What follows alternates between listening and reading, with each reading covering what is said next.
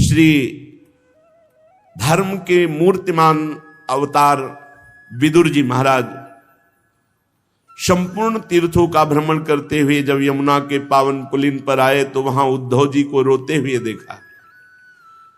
बृहस्पति शिष्य जो संपूर्ण ज्ञान से युक्त हैं, भगवान श्री कृष्ण के मित्र जो संपूर्ण भक्ति से युक्त हैं और श्री कृष्ण प्रेम की मूर्तिमान स्वरूप जो गोपी जन हैं, उनका सत्संग जिनको प्राप्त हुआ, ऐसे प्रेमी महाभागवत इस तरह उदास, खिन्न और रोते हुए ये देखकर विदुर जी को बहुत ही घबराहट पैदा हुई कि ऐसा महाभागवत किसी विशेष परिस्थिति में, वो विशेष परिस्थिति सबसे विशेष हो सकती है, क्योंकि साधारण द्वंद्वों में तो भक्तजन ही निपट लेते हैं, निंदा स्तुति मान अपमान लाभ हानि सुख दुख, ये तो भगवत स्वरूप है। भगवान ने उद्धव जी को कहा है कि उद्धव जी मेरे से अणुमात्र भी कम नहीं है। ऐसे उद्धव जी ने देखा महाभागवत धर्मराज का स्वरूप साक्षात विदुर जी खड़े हुए, हृदय से लगाया। विदुर जी ने कहा, उद्धव जी आपकी स्थिति देख करके हमें बड़ी घबराहट हो रही है, आप बताइए क्या बात है। तो उन्होंने भगवान की लीलाओं का गायन करते हुए बताया कि आज मैं श्री कृष्ण से प्रगट में रहित हो चुका हूं, अर्थात भगवान श्री कृष्ण अंतर्ध्यान हो चुके हैं। और आपने जिन जिन का परिचय पूछा, कौरववंशियों का, यदुवंशियों का, सब पधार गए। भगवान के काल ने सबको समेट लिया है। मैं उन भगवान से रहित हो चुका हूं जिन्होंने छठवें दिन ही पूतना जैसी राक्षसी को वो पदवी दी जो धाय मां को दी जाती। इनसे बढ़कर कौन दयालु होगा जो विष पिलाने आ रही है उसको परम पद दे रहे हैं जो मां को मिलना चाहिए। तृणावर्त, अघासुर, बकासुर, धेनुकासुर, प्रलंबासुर, इन सब का उद्धार करने वाले मैं श्री कृष्ण से रहित हो चुका हूं। कालीदेह में ऐसा विष प्यास से व्याकुल होकर गौएं, बछड़े, सखाजन, ग्वाल बाल ये सब जल पिए और सब का प्राणांत हो गया। भगवान ने देखा कि अरे तुम मेरे लीला विहार की भूमि को दूषित कर रहा है। अपनी अमृतमयी दृष्टि से एक क्षण में समस्त सखा, ग्वाल बाल, बछड़ा सबको जीवित कर दिया। उनको ऐसा लगा मानो मैं सो के उठाऊं। किसी को यह भान नहीं हुआ कि हमारा शरीर पूरा हो गया था। भारी विष, ऐसा कालीदेह का विष था कि ऊपर से अगर पक्षी उड़ जाए तो गिर के मर जाए, ऐसा धुआं उठता रहता था विष का। भगवान उस दह में कूदे, कालिया के मान का मर्दन करके उसको आज्ञा करी, यहां से रमणक द्वीप जाओ, और संपूर्ण कालीदेह के जल को विष से रहित अमृतमय कर दिया एक दृष्टि मात्र से। भगवान की अमृतमयी दृष्टि है। श्री भगवान ने बड़े बड़े तपस्वी जन, मुनिजन, ब्रह्म ऋषि जन, परमहंस जन और यहां तक कि स्वयं ब्रह्म विद्या जो गोपी बनी आकर, ये गोपी कोई साधारण नारी नहीं है, ये दिव्य महात्मा है जो गोपी स्थिति को प्राप्त हुए हैं। आप ऐसा समझो जैसे राष्ट्रपति पद है, कोई स्त्री पुरुष नहीं, वो पद है, उसमें कोई भी जा सकता है। हमारे भारत का कोई भी अधिकार, वो एक पद है, उसमें कोई भी जा सकता है। ऐसे ही गोपी एक पद है, गोपी भाव एक पद है। जैसे सखा भाव तो लगता केवल पुरुष जा सकते, नहीं, कोई भी बालक, वृद्ध, स्त्री, पुरुष, कोई भी भगवत सखा भाव कर सकता है, कोई भी दास्य भाव कर सकता है। ये पदवियां हैं महान प्रेम रस मार्ग की, ये पदवियां हैं, भाव स्थितियां। शांत भाव, दास्य भाव, सख्य भाव, वात्सल्य भाव, गोपी भाव।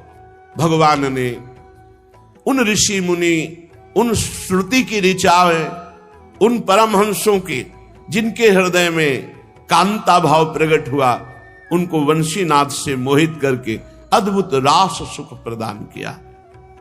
ब्रजवासियों को सुख प्रदान करते हुए श्री भगवान प्रगट लीला में 11 वर्ष तक ब्रज में। उद्धव जी विदुर जी से कहते हैं, इसके बाद भगवान श्री कृष्ण अपने माता पिता देवकी वसुदेव को सुख पहुंचाने की इच्छा से बलदेव जी के साथ अक्रूर जी के द्वारा मथुरा पधारे। वहां शत्रु समुदाय के स्वामी महाबलवान कंस कोई साधारण बलवान नहीं था। कुएलिया पेड़ हाथी 10,000 हाथियों का बल रखता था, उसको अपने अधीन किया। बड़े बड़े राजाओं को परास्त ऐसे खेलते हुए कर दे। तब जरासंध जैसा महाबलशाली राजा, जो 20,000 राजाओं को बंदी बनाए हुए था, अपनी 2 पुत्रियों का ब्याह कंस से किया, रीझ कर। यह ऐसा महाबलशाली भगवान कंस को ऊंचे सिंहासन से केस पकड़कर घसीटते हैं। क्यों? इसने देवकी जी का सर्वप्रथम केस ही पकड़ा था गला काटने के लिए, जब आकाशवाणी हुई कि 8वां पुत्र तेरे मृत्यु का कारण बनेगा, तो आज जिससे पुत्र होगा उसी को नहीं रखूंगा। भगवान ने सिंहासन से पटक दिया, पटकते ही उसके प्राण चले गए और उसको केस पकड़कर घसीटा। वही भगवान संदीपनी मुनि के द्वारा अपना शिष्यत्व पुष्ट करने के लिए एक बार उच्चारण किए हुए सांगोपांग चारों वेदों को धारण करते हैं। कौन भगवान पढ़ रहे हैं? जिनकी श्वासों से वेदों का प्रादुर्भाव हुआ है। जाकी श्वास वेद श्रुतिचारी सोहरि पढ़े, ये अचरज बात। शिष्यत्व, जो लोग कहते हैं बिना गुरु के क्या कल्याण हो सकता है, उनको उदाहरण लेना चाहिए। क्या जगत गुरु भगवान श्री कृष्ण को किसी के शिष्य बनने की आवश्यकता है? कौन सा ज्ञान प्राप्त करना है, कौन सा मंत्र जितने ज्ञान सब आपके ही तो हैं। क्या भगवान मर्यादा पुरुषोत्तम श्री राम को किसी को गुरु बनाने की जरूरत है? लेकिन योग वासिष्ठ में देखिए, गुरु पद में वशिष्ठ जी विराजमान और भगवान शिष्यत्व स्वीकार करके ज्ञान प्राप्त कर रहे हैं। हे श्री राम, आप ऐसा समझिए, वशिष्ठ जी समझा रहे हैं। विश्वामित्र जी की आज्ञा पर भगवान पुष्प लेने जा रहे, संध्या वंदन के लिए चरण चाप रहे, विविध आज्ञाओं का पालन कर रहे हैं। क्या भगवान को किसी की आज्ञा पालन करने की जरूरत है? जो समस्त ऋषि मुनि भगवान की आज्ञा का पालन करते हैं, वेद भगवान की वाणी साक्षात वांग्मय भगवत स्वरूप है। कौन ऐसा है जो वेद का पालन ना करके भगवत प्राप्ति किया हो? प्रारंभ में सबको वेद अनुशासन में चलना होता है, फिर एक स्थिति प्रेम की आती, जो वेदान्नपि सन्न्यस्ति, जो वेद का भी त्याग कर देते, पर चलना वहीं से होता है, प्रारंभ वहीं से होती है। ज्ञान की पूर्णता वेदांत से होती है, प्रेम की पूर्णता वेद के भी सन्यास से, वेद का भी सन्यास। भगवान नीचे बैठे हुए हैं, संदीपनी मुनि ऊपर बैठ करके वेदों का गान कर रहे। एक बार में सारे वेद भगवान ने कंठस्थ कर लिए और दक्षिणा स्वरूप से उनके पधारे हुए पुत्र को ला करके प्रदान किया। भीष्मक नंदिनी रुक्मिणी के सौंदर्य से, उनकी प्रार्थना से, उनके भाव से प्रेरित होकर भगवान वहां गए और रुक्मी और उनके सब मित्रजन, शिशुपाल आदि सहायकों के साथ सबके सिर पर पैर रखकर गांधर्व विधि के द्वारा श्री रुक्मिणी जी का हरण करते हैं और गांधर्व विधि से विवाह करते हैं। जैसे गरुण अमृत का कलश ले आए, रुक्मिणी जी ने कहा था कि आपको इसी विधि से मुझे स्वीकार करना है, अगर आप नहीं आते हैं, ब्राह्मण के द्वारा खबर भेजी थी, तो कोई शिशुपाल आदि स्पर्श भी नहीं कर सकते। मैं अपने शरीर को पूरा कर दूंगी, फिर जन्म लूंगी, फिर भजन करूंगी और आपका ही वरण करूंगी। भगवान ने, रुक्मिणी जी ने जैसा चाहा था वैसा ही किया। हमारे प्रभु का स्वभाव है। जैसे जो लोग समझते हैं ना कि भगवान माखन चोर, भैया जिसके 9 लाख गौवें हो तो वहां बाबा के यहां कुंड बने थे, दूध के, दही के, घी के। अगर लाला दिन भर नए नए कुंडों में नहाए तो भी कम, लाला का नहाना कम हो सकता है, दही कम नहीं हो सकता, दूध कम नहीं हो सकता, घी कम नहीं। रोज हजारों, दसियों हजारों संख्या में तो केवल गोपगण सेवा में थे गौओं की। ऐसा वैभव नंद बाबा का और उनका लाडला। आप विचार करो जरा, चोरी तो तब की जाती है अभाव में। अभाव हो तो चोरी करे, तो फिर ये क्यों लीला में सुना जाता है आज होगी माखन चोरी लीला? ऐसा क्यों कहा जाता है? इसलिए कहा जाता है कि गोपी जनों ने भगवान से ये याचना की। जब वो आती और भगवान की बाल लीलाओं में छकी हुई यशोदा मैया को देखती तो विचार करती कि क्या कभी मेरा ऐसा सौभाग्य हो सकता है, मैं सुंदर गाय का दूध दूं, फिर उसका दही जमाऊं, फिर उसको बिलोऊं, फिर मक्खन निकालूं और ऊंचे पे टांगूं, और लाला चुपके चुपके आवे और फिर वो चोरी चोरी पावे और फिर हम उसे डांट लगावे। तो जैसे मैया के सामने भयभीत होते वैसे मेरे सामने भयभीत, पर मेरे सौभाग्य ऐसे कहां। ये था मम प्रपद्यन्ते तास्ततै भजाम्य हम। मेरे भगवान भक्त के लिए क्या नहीं कर सकते। जब रथ हाँक सकते हैं, चरण चाप सकते हैं, अपना प्रण विसार सकते हैं, तो उस गोपी जनों की भावना पूर्ति के लिए वो चोरी चोरी जाना सखाओं के साथ। ब्रज के बंदरों को बुला लेना। और रामावतार में 14 वर्ष भगवान कभी नगर से बना हुआ भोजन नहीं पाया। आदेश था 14 वर्ष विशेष उदास जीवन व्यतीत करना। भगवान ने पादुका नहीं पहनी, भगवान कभी किसी नगर में नहीं गए, किसी नगर में नहीं। जब सुग्रीव जी ने बहुत प्रार्थना की, विभीषण जी ने प्रार्थना की, लक्ष्मण जी को भेजा राज्याभिषेक के लिए, भगवान नहीं गए।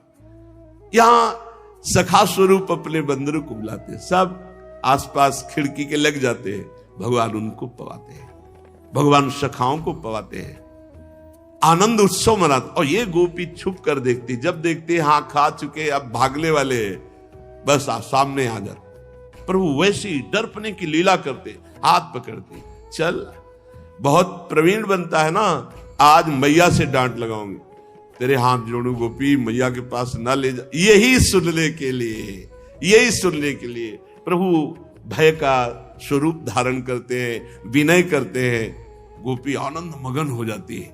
कोई कोई तो बहुत ही प्रवीण है, इतने पे नहीं छोड़ती, आज तो मैया के पास ले ही चल। अब आगे जा रही तो बड़े बूढ़े जब आते हैं तो पहले प्रथा थी घूंघट की, घूंघट। अब हाथ, सखा को एक बुलाया और धीरे से हाथ बदल दिया, आप जाके पहले से ही शयन की लीला की। अब वो गोपी दरवाजा खटखटाती, मैया हां इधर। लाल जो बोलते, मैया बहुत भूख लगी है, वो देखो दरवाजे पे कोई आया, मैं देखती हूं। और वो ऐसे कहती थी, मेरा लाला चोरी नहीं करता, मेरा लाला बड़ा सीधा है, देखो आज पकड़ के लाई हूं। यशोदा भैया हंस रही, तो भैया तुम्हें हंसी क्यों है? बोले किसको पकड़ के लाई? मेरा लाला है। अरे मेरा लाला तो अंदर से पूरे ब्रज मंडल को आनंद में डुबोए। प्रभु भगवान चोरी करेंगे? भगवान को किसी वस्तु का अभाव है? अरे आप उस स्वरूप में मत मानो कि सच्चिदानंद त्रिभुवनपति भगवान, अरे तो अकेले लड़का है नंद बाबा के, कुछ कमी है? वो 10, 20, 50 मन रोज मक्खन बांटे, कमी है वहां? बाबा के 9 लाख गौ, 9 लाख गौएं, और ऐसे तो नंद बाबा केवल, और नंद बाबा के भाई है और सबकी गौएं हैं, अरे लाला के पास कमी क्या है। हमारे प्रभु अपने भक्तों को सुख प्रदान करते हैं। रुक्मिणी जी ने जैसा चाहा वैसे ही भगवान ने उसी विधान से रुक्मिणी जी को स्वीकार किया। स्वयंवर में 7 बिना नथे हुए बैलों को कब्जे में करके नागनिजिति सत्या से विवाह किया। इस प्रकार मान भंग हो जाने पर मूर्ख राजाओं ने शस्त्र उठाकर राजकुमारी को छीनना चाहा, तो बिना घायल हुए भगवान श्री कृष्ण ने सब राजाओं का मान मर्दन कर डाला। भगवान एक साधारण पुरुष की सी लीला करते हुए सत्यभामा से, तुम्हें क्या पसंद है, तुम्हें क्या लाके दूं। हर जगह हमारे प्रभु में ये यथामाम प्रपद्यन्ते। आप सोचो, ये तो सत्यभामा जी मंगलमयी भूमि का अवतार हैं और भगवान त्रिलोचन जी के यहां साधारण वेश में नौकर बनकर जाते हैं और बहुत समय तक सेवा स्वयं सच्चिदानंद भगवान करते हैं। ये तो सत्यभामा जी हैं। भगवान माधोदास बाबा को सोच ही सोच बार बार हो रही। स्वयं जगन्नाथ जी पीतांबर का साफा बांधे हुए लंगोटी बार बार धो के बाबा की फैला रहे समुद्र से। क्या है, जब हम भगवान की इस प्रेम भावना को नहीं समझते तो अब भगवान ने तो ऐसा किया। हम अज्ञानी जीव एक साधारण भाव लगाकर भगवान सत्यभामा जी के सामने से, हे प्राण प्रिय, आपको क्या पसंद है। सत्यभामा जी ने कहा, स्वर्ग से कल्प वृक्ष पारिजात हमारे यहां आंगन में होना चाहिए। ठीक, ऐसा ही किया। इंद्र थोड़ा इंद्राणी के कहने से कि कल्प वृक्ष तो स्वर्ग में ही रहेगा। इंद्र ने कहा, देखो प्रभु हैं, बोले नहीं ये नहीं जाएगा। तो इंद्र को विवश होकर भगवान से प्रतिकूलता करनी पड़ी। थोड़ी देर में इंद्र को समझ में आ गई कि इनके आगे हम तो गरुड़ में रख करके स्वर्ग से कल्प वृक्ष सत्यभामा जी के आंगन में। इंद्र ने अत्यंत क्रोधित होकर देव सैनिकों के साथ भगवान पर आक्रमण किया। निश्चित भगवान जब अपने को छुपा के लीला करना चाहे तो कोई नहीं जान सकता, पर भगवान ने एक क्षण में समस्त देवताओं को यह अनुभव करा दिया कि वो शक्तिहीन है। भगवान कल्पवृक्ष लाकर सत्यभामा जी के आंगन पे लगाया। विशाल शरीर जो आकाश को भी ढक दे, भगवान ने उस भौमासुर को, सत्यभामा जी को साथ ले गए थे कि एक बार ये बोले कि मारो। इतना प्रहार, बहुत बलशाली उसका जब आएगा प्रसंग, तो इतना सुरक्षा व्यवस्था, कोई जा ही नहीं सकता था बिना भगवान के। 16,100 राजकुमारियां बंदी बना के रखी थी, पूरे विश्व की। देव कन्या, नाग कन्या, यक्ष कन्या, नर कन्या, सब ऐसे। भगवान ने ऐसे भौमासुर का उद्धार किया और उनके पुत्र भगदत्त को राज्याभिषेक किया। उन्हीं के पुत्र को राज्याभिषेक किया। और जब अंतापुर में प्रवेश हुए तो 16,100 राजकन्याएं जो बंदी बनाए हुए थे, देखते ही भगवान श्री कृष्ण को आनंद में मगन हो गई और सब ने एक स्वर में कहा, प्रभु विश्व में कोई हमें स्वीकार नहीं करेगा, क्योंकि आसुर स्वभाव वाला है भौमासुर, हमें बंदी बनाए हैं तो कोई नहीं स्वीकार करेगा। अब हम आपकी शरण में हैं। तो भगवान ने 16,100 राजकुमारियों को द्वारिका पालकी में भेजा और इनके साथ एक साथ इतने रूप धारण करके एक साथ भगवान ने ब्याह। 16,108, ये 16,100 वो राजकुमारियां हैं जो भौमासुर ने बंदी बनाया था और जिन्हें कोई स्वीकार नहीं करता, क्योंकि ये असुर स्वभाव का बंदी बनाए हुए कौन स्वीकार करेगा। भगवान जिसको कोई नहीं, और जो भगवान की शरण, भगवान ने अपनी प्रिया बनाया। भगवान की ये निज शक्तियां हैं भगवान ने 16,100 रूप धारण किए, 16,100 जगह एक ही मुहूर्त में 16,100 से पानी ग्रहण किया, एक ही मुहूर्त में। कर तुम मकर तुम अन्यथा कर तुम, सर्व समर्थ भगवान। नारद जी को यही लगा था कि 16,108 साल में तो 365 दिन होते हैं, भगवान कब किसके पास जाते होंगे। तो जिस महल में गए दिव्य शक्ति संपन्न नारद जी, जिस महल में गए भगवान उस महल में मिले। कहीं संध्या कर रहे हैं, कहीं ध्यानस्थ हैं, कहीं बच्चों के साथ दुलार कर रहे हैं, कहीं किसी को उपदेश कर रहे हैं, कहीं मंत्रियों के साथ सलाह कर, और जिसमें जाते तो अनजाने बनकर भगवान पूछते, आओ आओ नारद जी कब पधारे आप, बड़े भाग्य आपके। तो आश्चर्यचकित होते ना, 10-10 महल छोड़ के जाने लगे, सब महल में भगवान मिला। तब उनका अचिंत शक्ति भगवान, आपकी महिमा को कोई पार नहीं पा सकता। भगवान ने उन सब से 10-10 पुत्र उत्पन्न किए। अरे हम सब उन्हीं के उत्पन्न किए हुए हैं, सबके पिता भगवान ही है। एक संकल्प मात्र से अनंत ब्रह्मांडों का सृजन हो गया, तो 10-10 पुत्रों को प्रकट होना कोई बड़ी बात है। कालयवन, जलासंध, शाल्वादि, ये ऐसे महाबली जिनको केवल भगवान ही, दूसरा कोई नहीं। भगवान ने अलौकिक शक्ति के द्वारा इन सब का उद्धार करवाया। विदुर जी, आज मैं उन भगवान से रहित हो गया, वो मेरे प्रभु अंतर्धान हो गए, जिन्होंने संबलासुर, द्विविद, ये द्विविद जो बानर है ये भगवान राम की सेना में था। द्विविद मयंद नील नल अंगद गद विकटास, दधिमुख के हर निसठ सठ जामवंत बलरास। ये द्विविद बहुत बड़ा बलवान। जब भगवान राम की भुजाओं को देखता तो उसको लगता एक बार इन भुजाओं से हमको, लक्ष्मण जी बड़ी दृष्टि से देखा कि प्रभु की तरफ तू देख रहा है, अरे तेरे लिए तो हम ही काफी है। वो भगवान श्री राम जी ऐसे, तो लक्ष्मण जी चुप, इसीलिए अगला अवतार बड़े भाई के रूप में लिया कि तुम बार बार तो हमें दबा देते हो, हम नहीं मानेंगे। बड़े बलराम जी के रूप में, जब बलराम जी के रूप में आए तो द्विविद जो है बड़ा उपद्रव मचाए, पूरी की पूरी द्वारिका डुबोने के लिए समुद्र से जब ऐसे करता तो जैसे वो ज्वार भाटा ले जाते कि प्रांत का प्रांत डूब गए, ऐसा कर। द्विविद ऐसा थोड़ी बानर था कि छोटा मोटा डाल से कूद गया।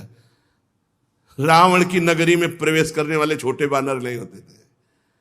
रावण ऐसा महाबली नहीं था, जिधर जाके भुजा ठोक देता था लोक के लोकपाल खाली हो जाते थे। ऐसे बानर थे भगवान के पास। पढ़ के आगे भागवत में ही आएगा, अभिमान में आकर के बलराम जी रसमय आनंद में विलास में थे, प्रांत का प्रांत ऐसे डुबो रहा था। ऐसे करता तो प्रांत का प्रांत बाढ़ आ जाती समुद्र के पानी से। बलराम जी ने देखा, लक्ष्मण रूप में तुमको नहीं समझा पाए, लेकिन इस बार हम तुम्हें परम धाम में भेजेंगे। हम ज्यादा समझाना नहीं जानते। बलराम जी ज्यादा समझाना नहीं जानते। आगे प्रसंग में आएगा, हस्तिनापुर गए,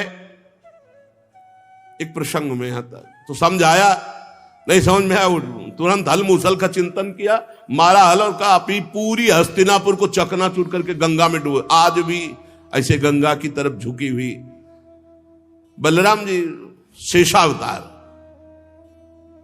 द्विविद को मार के घूसे में कि किसी अस्त्र शस्त्र की जरूरत नहीं, फांसा प्रहार किया, खून बमन करते हुए जाओ भगवान के पास आनंद लो जाके। संबरासुर, बाणासुर, मुर, बलवल, दंतवत, ऐसे ऐसे कृष्णावतार में एक दो कोई थोड़ी थे, बड़े महान महान बलशाली असुर भगवान ने अपनी शक्ति के द्वारा ही प्रेरित करके निमित्त किसी को बनाया। बलराम जी ने या अमुक जी ने, वो भगवान ही योद्धाओं में किसी को स्वयं मारा, किसी को निमित्त बनाकर दूसरों से, जैसे जरासंध को भीम से, पर भीम केवल निमित्त मात्र हैं, दिखा दिया था। कई दिन हो गए, कुछ फर्क नहीं पड़ा जरासंध में। रात्रि में बड़ा धर्मात्मा भी था। जिस समय वो प्रातः काल ब्राह्मणों को दान कर रहा, उस समय कोई आके गर्दन भी मांग ले तो दे दे, ना शब्द नहीं था। ब्राह्मण ही बन के तो गए थे श्री कृष्ण, चंद्रजू और अर्जुन जी और भीम जी। तो उसने भुजाओं में प्रत्यंचा की रगड़ और चाल देख के कहा कि तुम लोग कपट कर रहे हो, ब्राह्मण तो हो नहीं, पक्का ब्राह्मण नहीं हो, मांगने आए हो तो देंगे जो तुम चाहोगे, क्योंकि मेरे भय से भयभीत होकर ब्राह्मण बन के आए हो, इसलिए मैं वापस तो जाने नहीं दूंगा, लेकिन मैं पक्का कहता हूं तुम ब्राह्मण नहीं हो। क्या बता सकते हो अपना परिचय, आप कौन है? तो बताया, हां तुम जो कह रहे हो सही है, मैं तुम्हारा पुराना दुश्मन हूं। भगवान श्री कृष्ण रण छोड़ भगवान लीला किए थे ना। ये कौन? अर्जुन। ये कोई वीर है, ये कोई हमसे लड़ने लायक? ये वृकोदर महाबली भीम, हाँ ये योद्धा है हमारे। आओ। कई दिन तक बाहुयुद्ध हुआ। रात में स्वयं सेवा करवाता, एक रिश्तेदार की तरह भोजन व्यवस्था, सब, कोई छल कपट नहीं। और दिन में भयंकर युद्ध, जैसे बादल गरजते हैं ऐसे घूंसे का प्रहार होता था एक दूसरे का। कई दिन जब हो गए तो भीमसेन ने इशारे से भगवान से कहा कि नस नस तोड़ दिए, इसलिए अब बस या तो आप इज्जत बचाओ, नहीं इस महाबली जरासंध के आगे अब मेरी बस नहीं रह गई।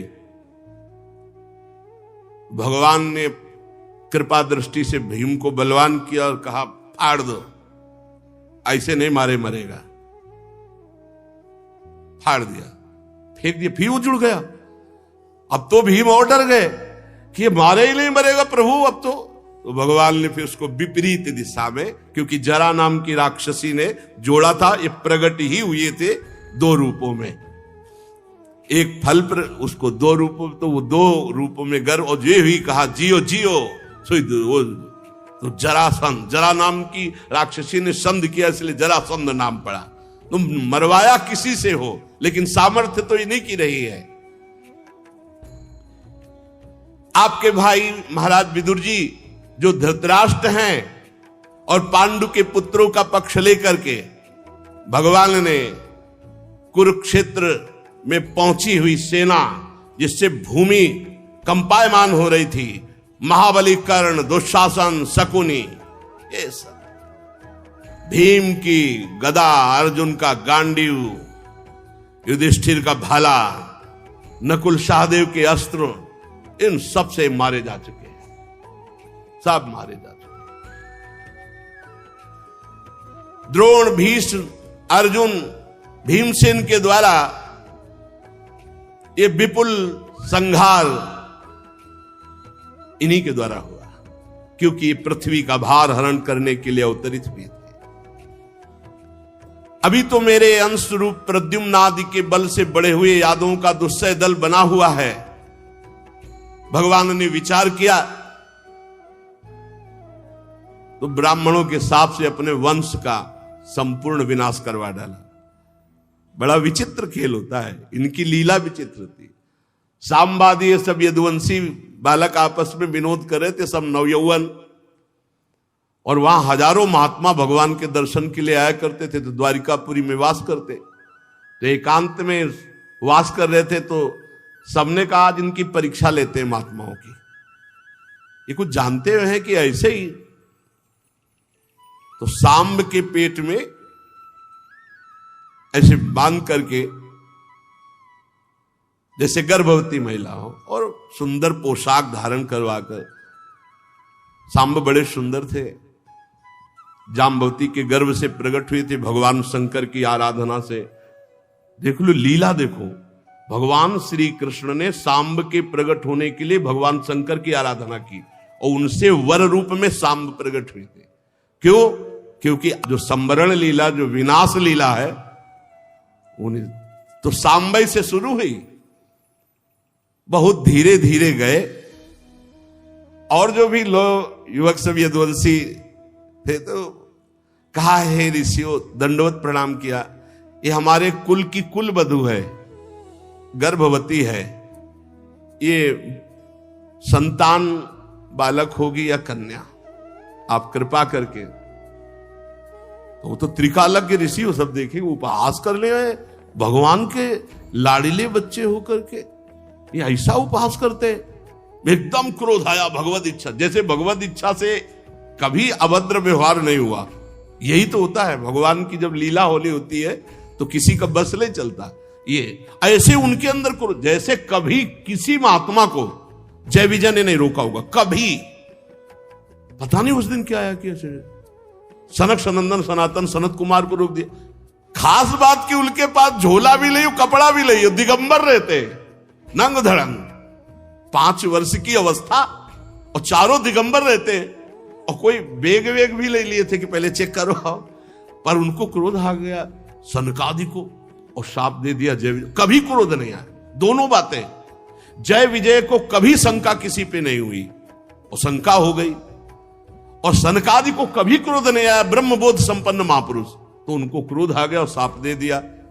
और जब बाद में पूरा निर्णय निकला तो मम इच्छा कह दीन दयाला, तो इन्हीं की इच्छा से सांब के उदर में वो बांधा गया कढ़ाई, और वो दिखाया गया दृश्य की गर्भवती है।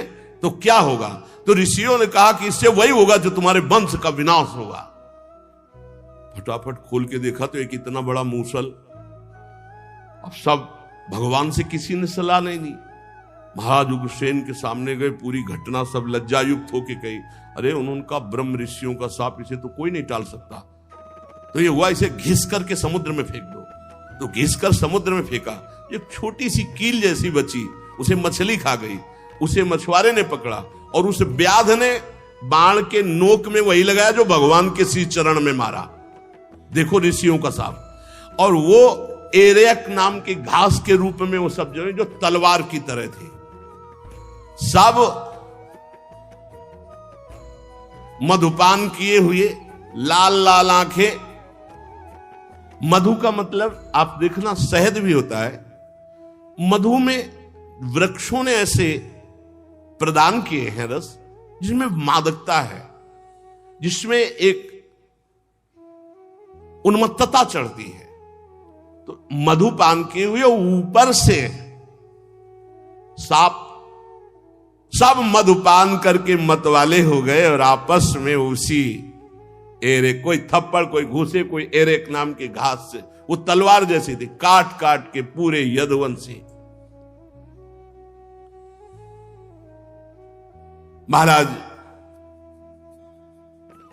हमारे प्रभु बड़े करुणामय हैं। उत्तरा के उदर में जो अभिमन्यु ने पुरुवंश का बीज स्थापित किया था, अश्वत्थामा के ब्रह्मास्त्र से एक तरह से वो नष्ट ही हो चुका था, भगवान ने उसे बचाया। बड़ी बड़ी अश्वमेध यज्ञ युधिष्ठिर जी ने भगवान के बल से ही की। विश्वात्मा भगवान द्वारिकापुरी में रहकर लोक और वेद की मर्यादा का पालन करते हुए सब प्रकार के योग की स्थापना की, सांख्य योग आदि, अष्टांग योग सब। क्योंकि ऐसे महाभोग में रहते हुए भी वो परम योगी रहे, जिनकी मधुर मुस्कान, स्नेहमयी चितवन, सुधामयी वाणी, निर्मल चरित्र, समस्त शोभा और सुंदरता के निवास, अपने श्री विग्रह से लोक परलोक और समस्त यादवों को आनंदित किया। वही भगवान से मैं वंचित हो चुका। वो भगवान हमारे साथ ऐसा किया कि मैं ठगा गया। योगेश्वर भगवान अपने भक्तों को सुख देने के लिए अवतरित हुए।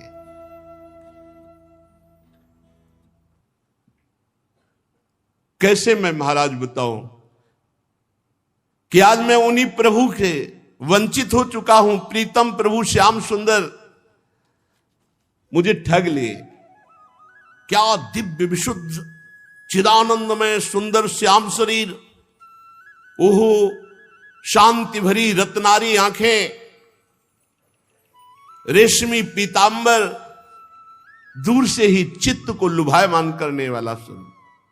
विदुर जी, ये मैं अंतिम शोभा आपको बता रहा हूं अपने प्रभु की। एक पीपल वृक्ष के नीचे बाईं जांग पर दायां चरण रखे हुए, भोजन पान सब का त्याग करके आनंद प्रफुल्लित, उस समय मैं वही था। उस समय महान स्थिति को प्राप्त परम भागवत सिद्ध श्री मैत्रेय जी लोकों में स्वच्छंद विचरते हुए वहां पहुंचे। बड़ी ऊंची स्थिति के महात्मा मैत्रेय जी, वो आनंद और भक्ति भाव से भगवान के सामने नमन किए। मैं वहीं पास बैठा था, बस यही थे उद्धव जी, मैत्रेय जी और भगवान। ये जब भगवान परम धाम पधार रहे, श्री भगवान कहने लगे, मैं तुम्हारी आंतरिक अभिलाषा जानता हूं। ये बात विदुर जी को उद्धव जी बता रहे हैं, यमुना के पावन तट पर बैठे हुए।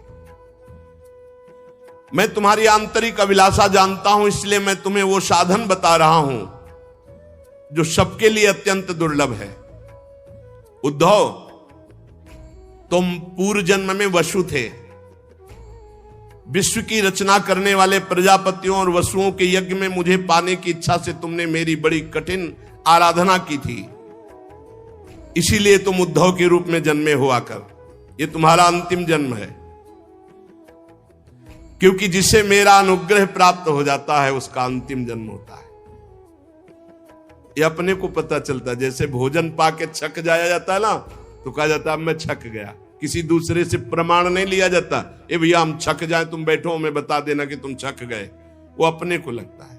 ऐसे ही जब अपना काम हो जाता है ना, तो आता है हमारा काम हो गया। वो अंदर से भगवान बता देते हैं, जिसे मेरा अनुग्रह प्राप्त हो गया उसका अंतिम जन्म है। उद्धव, अब मैं इस मर्त लोक से अपने परम धाम को जा रहा हूं। यहां एकांत स्थल है। तुम मेरे अनन्य प्रेमी हो, इसलिए मेरा दर्शन पाया। बड़े सौभाग्य की बात है। पूर्व काल में आरंभ में मैंने अपने नाभि कमल पर बैठे हुए ब्रह्मा को अपनी महिमा के प्रकट करने वाले जिस ज्ञान का उपदेश किया, वही मैं तुम्हें बता रहा हूं। विदुर जी, उद्धव जी कहते हैं, विदुर जी, मुझ पर तो प्रतिक्षण उन परम पुरुष की कृपा वर्षा करती थी। उस समय उनके इस प्रकार आदर पूर्वक कहने से मैं रो पड़ा, गदगद वाणी हो गई, अश्रुधारा बहने लगी और मैंने हाथ जोड़कर कहा, स्वामी मुझे कोई ज्ञान नहीं चाहिए, मुझे आपके चरणों का सानिध्य चाहिए। मैं आपके बिना नहीं रह सकता। कि आप अंतर ध्यान हो जाए, हमें ज्ञान विज्ञान। प्रभु मुझे धर्म अर्थ काम मोक्ष चारों नहीं चाहिए, ये ज्ञान आप मुझे मत दीजिए, मुझे ज्ञान नहीं चाहिए, मुझे किसी की इच्छा नहीं। बस एक कृपा कर दो कि आप मुझे कभी मत छोड़ो, मैं आपके साथ रहूं, आप मुझे साथ ले चलो। यही भक्त का हृदय होता है, यही प्रेमी का हृदय होता है। मुझे और कुछ धर्म अर्थ काम मोक्ष ये सब नहीं।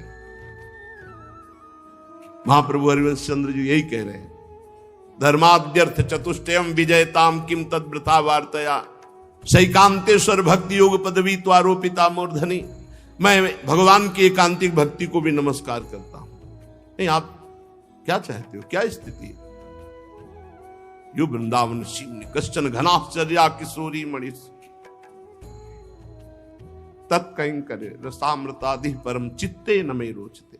मेरे चित्त को और कुछ नहीं अच्छा लगता, बस महारानी जी के चरणों को दुलार करना, उनकी समीप रहना, मुझे और कुछ अच्छा नहीं लगता। ऐसे उद्धव जी महाराज कह रहे हैं, मुझे नहीं चाहिए धर्म अर्थ, नहीं चाहिए मुझे ये ज्ञान आपका, मुझे काम मोक्ष ये सब नहीं चाहिए, मुझे आपके साथ रहना, मुझे आपके साथ आपका सानिध्य चाहिए, ये सब नहीं चाहिए। प्रभु आप निष्प्रिय होकर के प्यार करते हैं, किसी निष्प्रिय स्थिति आपकी और आप प्यार कर रहे हैं, अजन्मा होकर के आप अवतार ले रहे हैं, काल रूप होकर के आप द्वारिकापुरी के लिए भाग रहे, मथुरापुरी छोड़कर, स्वात्माराम होकर 16,108 पत्नियां, ये सब औरों की बुद्धि को चक्कर में डाल सकता है, मेरी बुद्धि को नहीं। देव, मैं जानता हूं आपका स्वरूप अबाध अखंड है, फिर भी आप मुझे बुलाते थे सलाह के लिए। ये दूसरों की बुद्धि में चक्कर डाल सकता, मेरी बुद्धि में नहीं। मैं जानता हूं, मैं मोहित नहीं हो रहा हूं, आपकी इन बातों से मैं मोहित नहीं हो रहा हूं। स्वामीन, आपका जो स्वरूप गूढ़ रहस्य है, समग्र ज्ञान है, जो ब्रह्मा जी को बताया था, मैत्रेय जी भी पास बैठे हैं। मैं तो बिल्कुल इच्छा नहीं, सुगमता पूर्वक संसार समुद्र से पार होने के लिए जो आपका नाम है, आपका आश्रय है, वो हमें प्राप्त, हमें कोई और ज्ञान की जरूरत नहीं। ये मेरे हृदय का भाव था, मैंने निवेदन कर दिया। उद्धव जी ने कहा।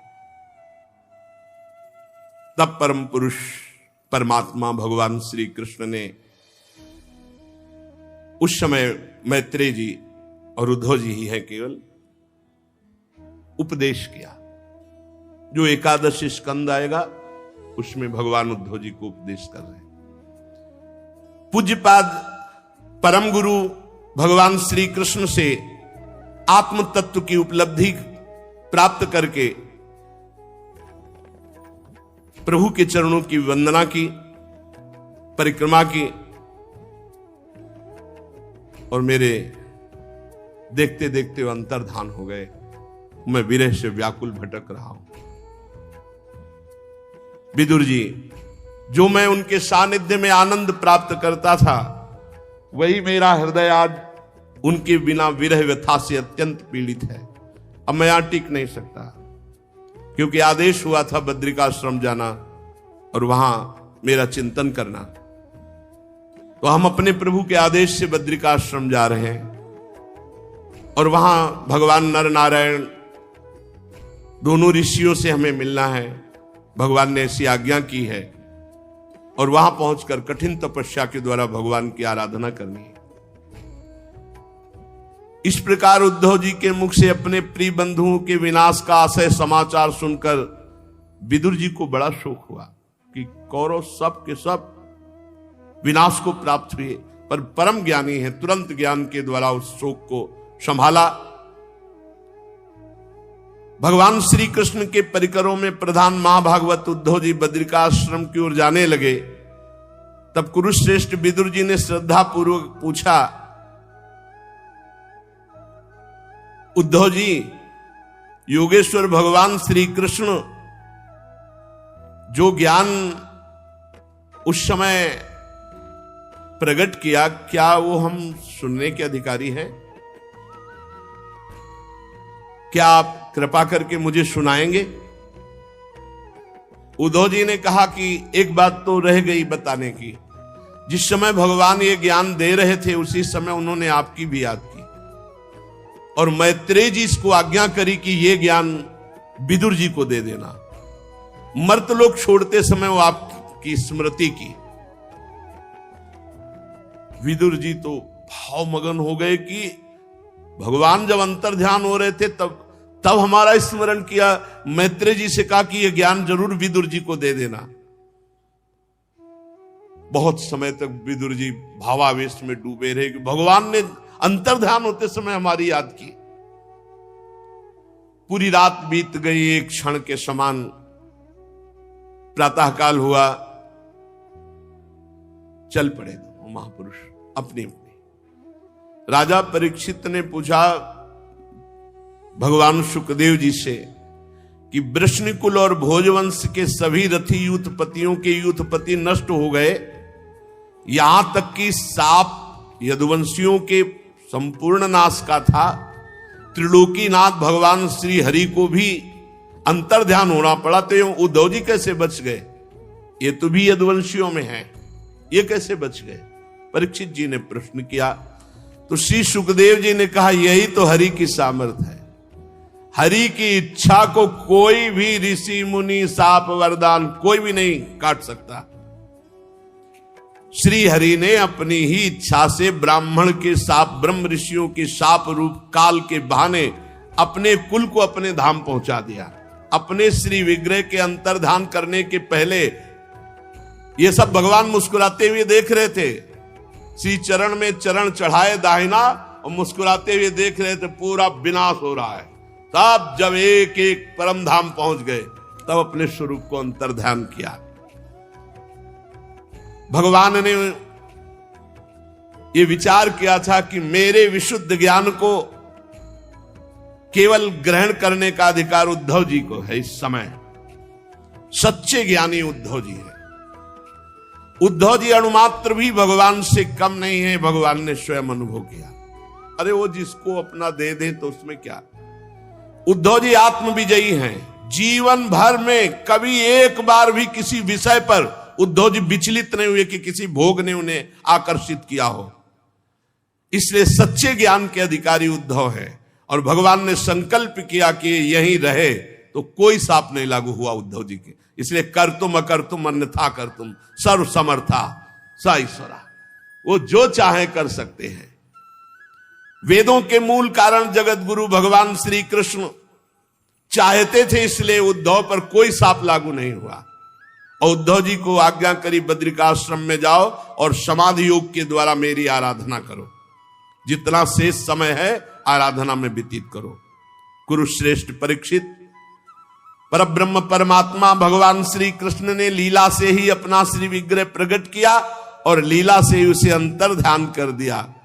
उनका अंतर्ध्यान होना भी धीर पुरुषों का उत्साह बढ़ाने वाला है।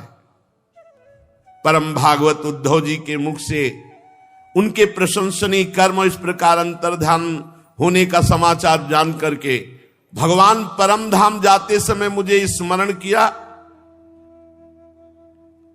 इस बात से जब उद्धव जी चले गए तो चिल्ला चिल्ला कर विदुर जी रोने लगे, क्योंकि उस समय तो गंभीर शांत हो गए।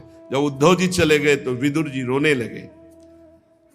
इसके पश्चात सिद्ध शिरोमणि विदुर जी यमुना तट से चलकर फिर गंगा किनारे पहुंचे। वहां पता चला कि अमुक जगह मैत्रेय जी रहते हैं। परम ज्ञानी मैत्रेय मुनि हरिद्वार क्षेत्र में एकांत में विराजमान थे। भगवत भक्ति से शुद्ध हृदय वाले परम ज्ञानी विदुर जी उनके पास पहुंचे और प्रणाम करके पूछा। विदुर जी ने कहा, भगवान आपको संपूर्ण ज्ञान दे गए हैं। मैं आपसे कुछ प्रश्न करता हूं। ये सब जगत मंगल के लिए। विदुर जी को किसी ज्ञान की जरूरत नहीं, क्योंकि साक्षात परम ज्ञानी द्वादश भागवतों में धर्मराज हैं। संपूर्ण ज्ञान है भगवान का, संपूर्ण ज्ञान। भगवान संसार के सब लोग सुख के लिए कर्म करते हैं। विदुर जी ने प्रश्न किया कि संसार के सब लोग जितने भी कर्म होते हैं उनका लक्ष्य होता है सुख मिल जाए, परंतु उनसे ना तो उन्हें स्थायी सुख मिलता है और ना कभी दुख दूर होता है, बल्कि उससे दुख की और वृद्धि हो जाती है। अतः ऐसा क्यों होता है? इस विषय में आप कृपा करके बताइए कि क्या करना चाहिए, क्योंकि सबका लक्ष्य होता है सुख। सुख प्राप्ति के लिए किया जाता है कर्म। तो जो चाह की गई वो सुख तो मिला नहीं स्थायी, और दुख बढ़ता चला गया। तो क्या करना चाहिए जिससे स्थायी सुख मिल जाए, सदा सदा के लिए सुखी हो जाए, कभी दुख ना भोगना पड़े। जो लोग दुर्भाग्यवश भगवान श्री कृष्ण से विमुख हैं, अधर्म परायण हैं, अत्यंत दुखी हैं, उन्हीं पर कृपा करने के लिए आप जैसे भगवत भक्तों का इस संसार में अवतार होता है, और वो अवतरित होकर भूले हुए प्राणियों को भगवान की राह बताकर परम सुख का मार्ग देते हैं। मैत्रेय जी, मुझे उस शांतिप्रद साधन का उपदेश कीजिए जिसके अनुष्ठान से भगवान हृदय में प्रकाशित हो जाते हैं। अपने स्वरूप का बोध हो जाता है, अपरोक्षानुभव, वो मैं आपसे उपदेश चाहता हूं। और महाराज, त्रिलोकी के नियंता परम स्वतंत्र भगवान श्री हरि जो जो अवतार लेकर लीलाएं करते हैं, अकर्ता होकर भी उन्होंने कल्प के आरंभ में सृष्टि की रचना की, इसे स्थापित किया, जीवों की जीविका का विधान किया, फिर इन सब को समेट करके वृत्ति शून्य होकर योग माया का आश्रय लेकर शयन करते हैं। तो योग योगेश्वरेश्वर भगवान श्री कृष्ण संपूर्ण ब्रह्मांड की रचना करते हैं, पालन करते हैं, लय करते हैं। मैं समझना चाहता हूं कैसे करते हैं। भगवान सदैव अपने भक्तों की रक्षा के लिए, प्रेमियों के लिए, भूमि के लिए, देवताओं के लिए, गौ के लिए वो अवतार लेते हैं। मैं श्री हरि के लीलामृत का पान करते करते कभी तृप्त नहीं हो पाया, इसलिए मैं आपके श्रीमुख से सुनना चाहता हूं। मैं सुनना चाहता हूं भगवान की विभिन्न विभूतियां कौन कौन सी है, कौन कौन से रूपों में भगवान अपनी विभूतियों के रूप में इस जगत में विराजमान है। भगवान श्री कृष्ण जी के कथामृत का प्रवाह समस्त पापों का नाश कर देता है। मैं स्वल्प सुखदायक धर्मों के विषय में कुछ नहीं जानना चाहता। मैं तीर्थपाद भगवान श्री कृष्ण के गुणानुवाद से कभी आज तक तृप्त नहीं हुआ, इसलिए बहुत प्यास है। नारद आदि महात्मागण आप जैसे साधुओं के समान में भगवान के नाम का कीर्तन, भगवान की कथा का कीर्तन करते हैं, गायन करते हैं। जब नाम कीर्तन और कथा कीर्तन मनुष्यों के श्रवणेंद्रिय में प्रवेश करता है तो उनके संसार चक्र का नाश करके भगवत प्राप्ति करा देता है। सीधे भगवत प्राप्ति, भगवत चर्चा सुनना, नाम कीर्तन करना, नाम कीर्तन सुनना। भगवान आपके तो मित्र हैं भगवान श्री कृष्ण द्वैपायन व्यासदेव जी। भगवान के गुणों की इच्छा से उन्होंने चारों वेदों को सारांश में करके महाभारत के रूप में रच डाला। मनुष्यों की बुद्धि भगवान की कथाओं में लग जाए तो और किसी धर्म के चक्कर में पड़ने की जरूरत नहीं, उसी से कल्याण हो जाए। सा श्रद्धा धानस्य विवर्धमाना विरक्ति मन्यत्र करोति पुंसः हरेः पदानुस्मृति निर्वृतस्य समस्त दुखात्ययमा सुधत्ते। जब कोई श्रद्धालु कि वहां सत्संग हो रहा, भगवत चर्चा हो रही, चलता है, एक एक कदम यज्ञ के समान होते हैं। और वो जब जाकर वहां कथा सुनता है तो उसके हृदय में उमंग आती है, उत्साह आता है, आनंद आता है। वो उस आनंद के बल से विषय आनंद का त्याग करके वैराग्य भाव को प्राप्त होकर भगवत चरणारविंद के निरंतर चिंतन में आनंद मगन होने के लिए विकल हो जाता है। और उस पुरुष की विकलता सारे पापों का नाश करके, दुखों का तत्काल अंत करके भगवत प्राप्ति की योग्य बना देती है। मुझे तो सोचने की भी सोचनी अज्ञानी पुरुषों के लिए बड़ा खेद है, जो अपने पिछले पापों के कारण जहां भगवान श्री हरि की कथा होती वो कथा सुनने नहीं जाते, विमुख रहते हैं।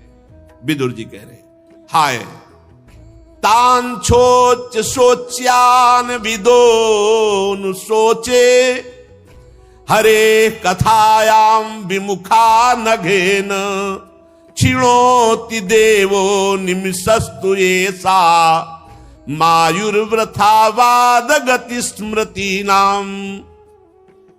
बड़े सोचनीय लोग हैं जिनको भगवान की कथा की अमुक जगह हो रही और सुनने नहीं गए। खेद है, पिछले पाप उन्हें भगवान की कथा में जाने से विमुख कर देते। हाय काल भगवान उनके अमूल्य जीवन को नष्ट कर रहे।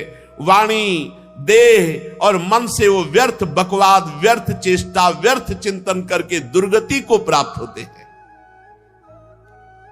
हे मैत्रेय जी, आप दीनों पर कृपा करने वाले हैं, अतः भौरा जैसे फूलों में से रस निकाल लेता है, उसी प्रकार इन लौकिक कथाओं में से सारभूता परम कल्याणकारी पवित्र कीर्ति भगवान श्री कृष्ण श्री हरि की कथाएं आप हमको सुनाइए, जिनके सुनने मात्र से इस संसार सागर से उद्धार हो जाता है। मैत्रेय जी श्री विदुर जी के पूछने पर उत्तर दे रहे हैं। सुशेष चर्चा आगे।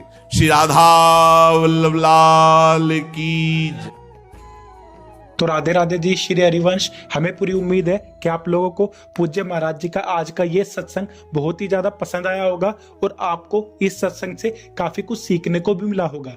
तो आपको इस सत्संग के अलावा और किसी भी विषय के बारे में अगर कुछ भी महाराज जी की वाणी में जानना हो तो आप लोग हमें नीचे कमेंट्स करके जरूर बताइए। हम आने वाली वीडियो में आप लोगों के उस प्रश्न को लेकर महाराज जी का नया सत्संग अपलोड कर देंगे, ताकि आप लोगों को अपने भक्ति मार्ग में बहुत ही ज्यादा आसानी मिले। तब तक के लिए राधे राधे, श्री हरिवंश।